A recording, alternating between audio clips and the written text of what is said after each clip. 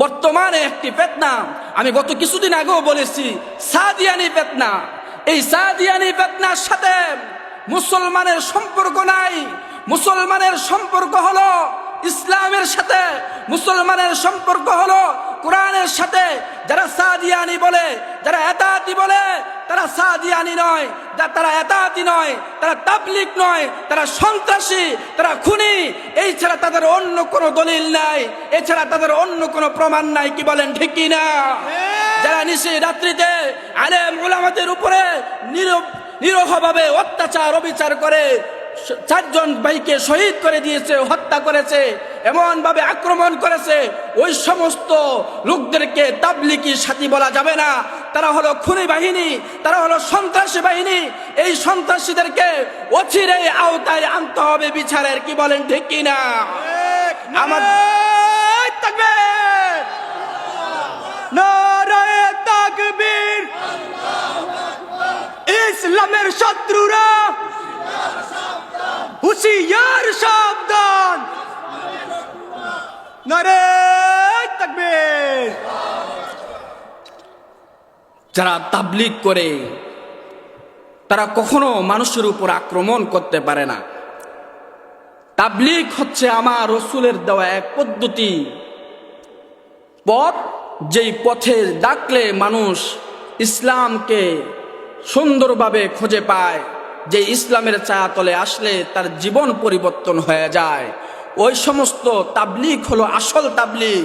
যারা নিশিরাত্রিতে আলেমদের উপরে, সাধারণ মানুষের উপরে ছুরি দিয়ে, হাতুড়া দিয়ে, চাইনিজ কুড়াল দিয়ে, বিভিন্ন ধরনের অস্ত্র দিয়ে আক্রমণ করে, এদেরকে যারা তাবলিগি সাথী বলবে, আমরা বলবো তোমরাও সন্ত্রাসী, তোমরাও খুনি।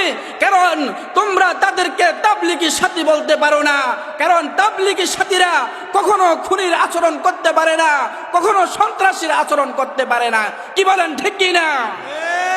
এই জন্য আজকে সারা দেশে একটি আওয়াজ, একটাই আওয়াজ, সাদিয়ানি নামে কোনো ফিতনা নাই, এতাতি নামে কোনো ফিতনা নাই। তারা হলো সন্ত্রাসী, খুনি। তাদেরকে বয়কট করতে হবে। প্রত্যেক মসজিদে মসজিদে তাদেরকে বয়কট করতে হবে। তাদেরকে জায়গা দেওয়া হবে না, কারণ তারা খুনি। তাদেরকে যদি জায়গা দেওয়া হয়, সামনে তারা আরো বড় ধরনের আক্রমণ, সামনে আরো বড় ধরনের দুর্ঘটনা ঘটাইতে পারে। কি বলেন ঠিক কি না? ইসলাম এমন এক শান্তির ধর্ম, বাতিলের সাথে আপোষ করে নাই।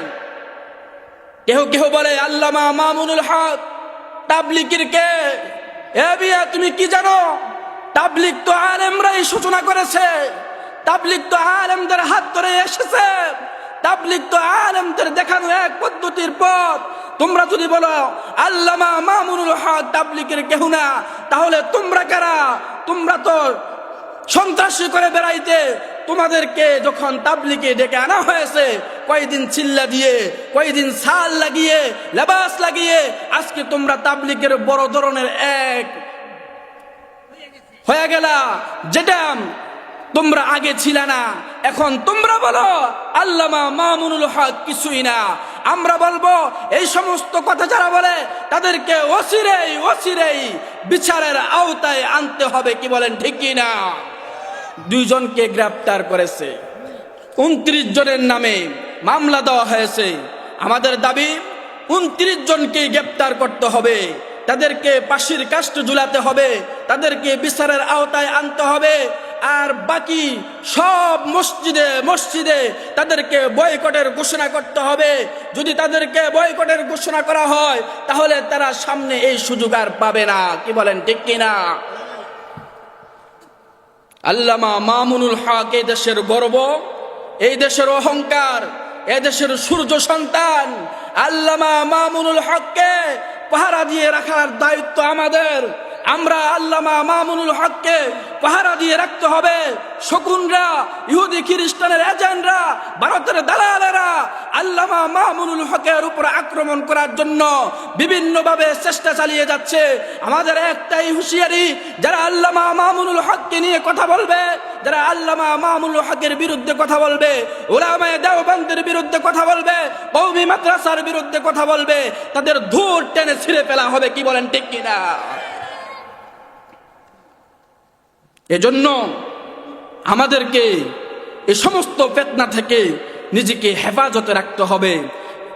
তাদেরকে যেভাবে হোক বয়কট করতে হবে, কারণ তারা ভয়ঙ্কর রূপ নিয়ে আসবে, তখন বড় বিপদ হয়ে দাঁড়াইবে। আল্লাহ পাক রব্বুল আলামিন আমাদেরকে সঠিকটা বুঝে সঠিকের উপরে আমল করার তৌফিক দান করুন। সকলে বলি আমিন। উলামায়ে কেরামের সাথে তাবলীগ করব, কি বলেন ঠিক কিনা? উলামায়ে কেরাম ছাড়া তাবলীগ চলতে পারে না, কি বলেন ঠিক কিনা? একটাই তাবলীগ, এদেশে কোন সাদিয়ানির তাবলীগ হবে না, এদেশে কোন সাদিয়ানি এতাতির তাবলীগ হবে না। এদেশে তাবলীগ হলে আলেমদের নেতৃত্বে তাবলীগ হবে।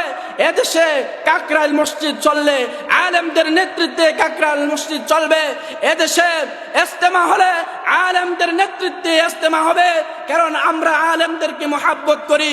আলেমরা আমাদের মাথার মুকুট, আলেমদেরকে আমরা শ্রদ্ধা করি, আলেমদের হাত ধরে আমরা জান্নাতে যাইতে চাই। কি বলেন ঠিক কিনা?